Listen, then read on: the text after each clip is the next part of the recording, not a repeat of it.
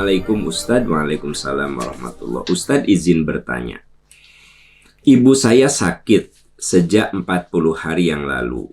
Sakit dengan berbagai komplikasi. Kehilangan kesadaran, linglung, bicara melantur. Awalnya masih dibimbing sholat.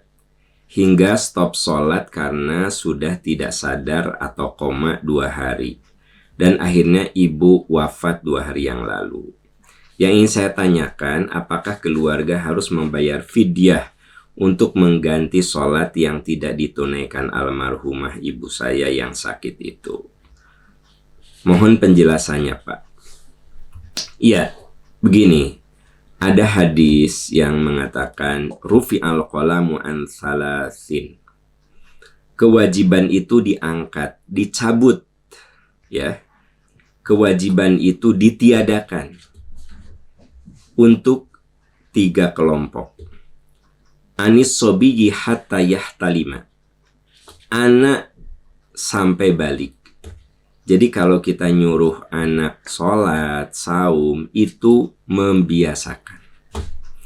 Muru auladakum bis sholati sab'an. Biasakan anak-anakmu sholat. Jadi sebenarnya anak itu kalau belum balik, belum ada kewajiban ibadah. Belum ada taklif. Tapi kita disuruh untuk membiasakan kewajiban-kewajiban agama. Yang kedua, wa anin naimi hatta yastayqadha. Orang yang tak sadarkan diri sampai dia bangun. Ada orang yang masuk ruang ICU, tak sadarkan diri.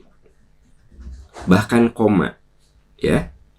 Ada kan orang yang sudah masuk ruang ICU, tak sadarkan diri, bahkan ada yang sampai sebulan begitu, tapi sembuh. Nah, maka selama dia tak sadarkan diri, anin naim, ya, dia tidur, tak sadarkan diri, maka gugur kewajiban. Hatta yastayqadha, sampai dia sadar diri. Jadi, begitu sadar, tidak langsung disuruh sholat. Benar-benar recovery, benar-benar dia sudah sadar sesadar-sadarnya. Nah, baru kita bisa bimbing untuk sholat. Nah, yang ketiga adalah wa anil majnuni hatta ya'qila. Orang yang ingatannya terganggu sampai ingatannya sembuh lagi. Jadi majnun itu suka diartikan gila.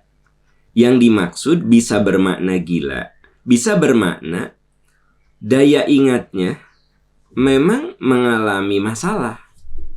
Memorinya hilang, ya, atau misalnya bacaan sholatnya udah ngelantur. Begitu takbir langsung baca tahiyat.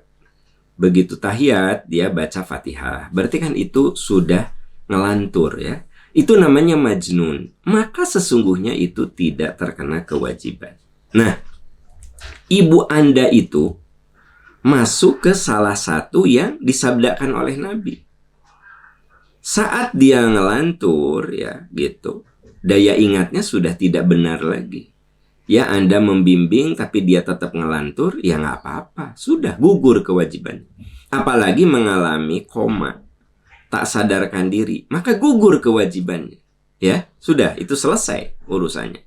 Pertanyaan berikutnya, apakah keluarganya harus bayar fidyah? Sholat itu tidak ada fidyah. Qada fidyah itu ada dalam puasa. Walladzina yutiqunahu fidyatun ta'amu miskin. Orang yang tidak kuat puasa, tidak kuat puasa karena sakit, karena hamil, ya, karena menyusui, karena sudah uzur, sudah pikun, sudah terlalu tua, tidak kuat lagi puasa, fidyatun, bayar fidyah. Jadi fidyah itu adanya di dalam puasa. Qadha juga adanya di dalam puasa, gitu. Wa man kana minkum maridun aw ala safarin fa iddatu min ayyamin ukhra. Siapa di antaramu yang sakit atau safar, maka dia qadha di hari lain.